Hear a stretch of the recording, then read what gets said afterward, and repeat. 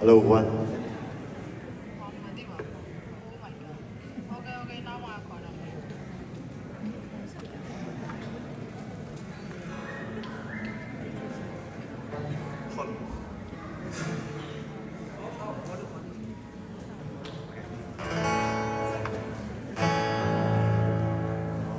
မင်္ဂလာပါ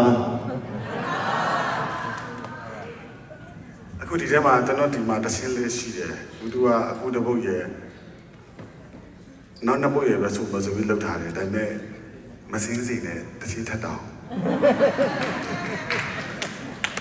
သူတွေအများကြီးကကျွန်တော်သိတယ်သုံးလေးပုတ်နဲ့မရဘူးเนาะဒီတစ်ခေါက်လည်းမရဘူးနောက်တစ်ခေါက်လည်းတက်ရမယ်ပြောထားတယ်เนาะ